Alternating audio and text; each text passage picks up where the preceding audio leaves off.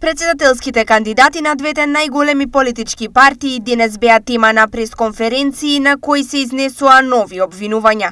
ДПМН нема собрано валидни законски подписи за нивната кандидатка за председател Гордана Силјановска-Давкова.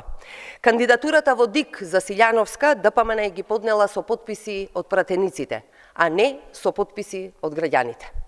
Очигледно ДПМН, како што ги лажира анкетите, сакала да ги лажира и подписите.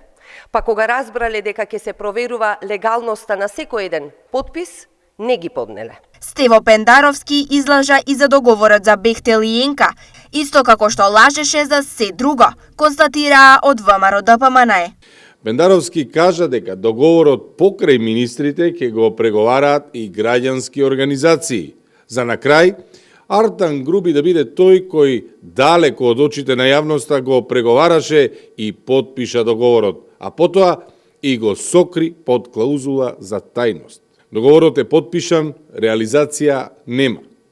Суштината е дека Пендаровски лажеше и за тоа дека договорот ќе биде ставен на увид на јавноста, што воопшто не се случи. Според СДСМ, кадрите на Христијан Мицковски и ВМРО ДПМН не ги исполнуваат критериумите на НАТО и тие се против НАТО и Европската Унија. Пратеникот од ДПМН и носител на изборната листа во третата изборна единица, Драган Ковачки, бил одбиен од НАТО за добивање на безбедносен сертификат.